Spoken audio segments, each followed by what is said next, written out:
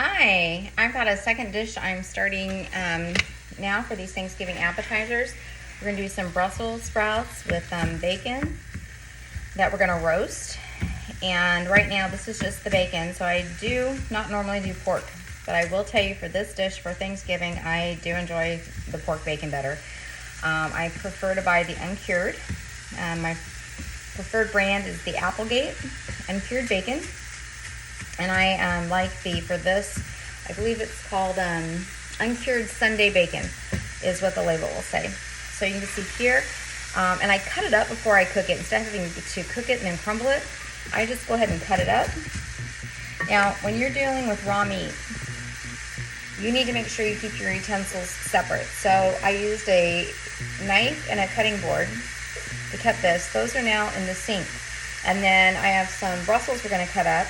And we have a clean knife and cutting board that we're going to be using for those, because we don't want any cross-contamination with that raw meat getting into our vegetables.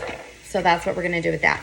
And by the way, just here is that uncured Sunday bacon. As you can see, I cut it in half here, and I just used half of it and cut that all up. And now we're going to go ahead and we're going to cut these Brussels sprouts up and have them ready to go in the pan so when that bacon is done. Okay, so we're going to just trim these Brussels sprouts, and we're just going to trim the ends of them off. So that's all I'm going to do, is just kind of trim the ends of these off really quick. And those will just get tossed. And then I'm going to go back with my bigger knife, and we will cut these Brussels sprouts in half. I did rinse them before I started. I just rinsed them right in the netting. Just made it really easy so that they're not falling and rolling everywhere. So they typically, I buy the organic ones, and they just come in this nice netting. It makes it just really easy to do. And we're going to clean these up. We've got our bacon. I'm keeping an eye on over there. We've got that on but medium low, because we don't want to cook too quick because we were doing something else. If I was just watching it, I could probably turn it up a tiny bit. But right now, because I'm multitasking, I'm going to keep it turned down so that I can talk to you while I do this, and we don't have burned bacon. Now the other half of that bacon, we're going to do a green bean casserole as one of our side dishes. And no, we are not going to put a can of soup in it, nor are we going to put those nasty onions on top. So we're going to put crunchy bacon on top. Doesn't that even just sound better? I mean, bacon does make things better. So you certainly could use turkey bacon. I do that a lot. The only thing I don't like about turkey bacon, it just doesn't crisp up the same as regular bacon. Healthy wise, on a daily basis, when we eat bacon, it's usually turkey bacon. But like I said, for the holiday, I'm going ahead, I'm doing the pork bacon, just buying the uncured, and then we're just having it here. Like, I'm using one package for 2 dishes, and that's all we're going to use. It's not even a pound, it's 8 ounces, so it's only a half a pound of bacon total. Okay, so we have all those, and then I'm just going to go back, cut these in half really quick. Again, when you're using your knife, if you remember me talking before, when you use your knife, you don't want to just push down, okay? That's making you work instead of the knife. You want it to go forward in a sawing motion. That's what makes the blade or the knife do the work. And so that's how is the most efficient way to use a knife, and also not to get cut. You have more control. When you just are pushing down and forcing it, you can often lose control, and people often cut themselves. And when you're cutting things that are, I don't know, round, and your knife is not, that can also be an opportunity for you for that to slip. And if you're just pushing it, you just don't have that control. So you just put the knife down and go forward and down. See how my knife just goes through? If I can do it up here, we can see a little bit better. Forward and down. And it's just super quick. It's super easy. We're using the whole blade of the knife. It's way more efficient. The knife cuts better. And now the knife is doing what it's supposed to be doing. Okay? So, I'm gonna tend to this bacon. I'm gonna finish cutting these up. I'm gonna tend to this bacon, and then I'll come back when we put it all together. Okay, we're just about finished up with this bacon here. I'm gonna tell you a little secret. So my bacon, I really kind of wanted it to crisp, and again, I am doing pork bacon on this. So we've got about 4 ounces. Our package was 8. We did half, we chopped it up, and so I added a little bit of avocado oil to it because I needed the oil anyway to go all over the Brussels sprouts. So I added about 2 tablespoons, if you can see here. This is the bacon. You can see the oil there, and so now I've got this nice and brown. So, and bonus, now that oil also is flavored like the bacon, so it kind of works out twofold. So now we're just going to toss these Brussels because we want to coat them all with the oil, okay? And since we are using bacon, I'm not going to salt and pepper them. Now, if I was just roasting Brussels sprouts and not doing anything with them this way, I would go ahead and salt and pepper it as well. Because I'm putting the bacon in here, and then we're gonna serve this with a bang bang sauce, which is really yummy.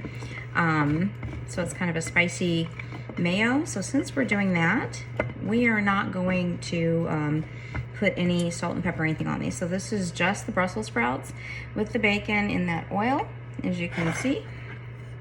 So now we're going to bake this in the oven at 375 for about 15 minutes until those are done. Those Brussels, you're going to want to be able to poke them and they're done, and they'll get like all crispy on the edges. So we'll be back in a little bit with those. Okay, we just took these out of the oven, and they've crisped up very, very nicely. Now these are not something you typically would want to make much ahead of time. You'd want to make these the day of. You could have them prepped. You could have the bacon cooked. You could toss them with the bacon and have them in the pan ready to go in the oven. If you do chill them back down, you'll need an extra 5 to 7 minutes in the oven. So they're going to take somewhere between 15 to 25 minutes, depending on your oven, what other things you've got going in there. Again, we did these at 375 is what we baked them at. And again, I just chopped up the bacon. I browned that in a pan. As the bacon was almost done, I added some avocado oil to it so that the avocado oil would gain the flavor of the bacon. And then I used that to toss with my Brussels sprouts. So that's what we tossed with them. And now I'm just kind of retossing them. And these just, they really look beautiful. I can't lift this pan up to show you. I hope you can kind of see them because it's hot. It just came out of the oven. So I'm gonna make some bang bang sauce to go with this, which is just basically is a spicy mayonnaise sauce that we're gonna make to be served with this. And it'll be really yummy. Although I will tell you, my family would eat them just like this. But it's for Thanksgiving, so we're gonna put a special sauce with them. And a lot of people that wouldn't maybe normally eat them might be willing to try them with this bang bang sauce. So we'll come back in a little bit with that. Hey, okay, so we've got our Brussels sprouts out of the oven, and now I'm gonna make some bang bang sauce. So the base for this is mayo. So the mayo that I use is gonna be an avocado mayo. You can use whatever mayo that you like as far as that goes. The one I'm using today is Primal Kitchen, and this is their avocado oil mayo. And so we're going to start with that one, and we're going to do about a half a cup, and see, just of mayo. And then we're going to add to this just a little bit of my secret ingredients. It'll be about 2 tablespoons of also Primal sauce, cocktail sauce. Now the typical recipe for this calls for chili sauce, and cocktail sauce is chili sauce just with horseradish. So the other element of bang bang sauce is something spicy. So that's why we just went ahead and did the cocktail sauce, because it already has the horseradish, which gives us our spicy. I'm gonna do just a couple drops of Worcestershire sauce. I always struggle saying that word. Do you have trouble saying that word? That's always a hard word for me.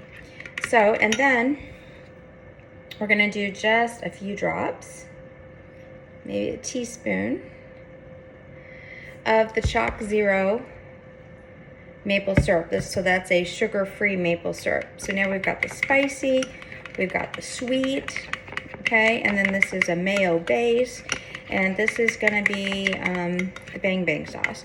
And you can see it gets quite thin, the mayo does. So I'm gonna get a clean spoon out here to taste and see if we need to adjust anything. Oh, I think that's pretty good. So if you like a little spicier, you can add more of the cocktail sauce. You could add some straight hot sauce. You could also add some straight horseradish. Sorry, my brain just took a break there. Or whatever hot sauce that you like. You could do some red pepper flakes if you wanted something spicier. So anyway, so we've got this now. And this is gonna go with, let me show you over here. So this now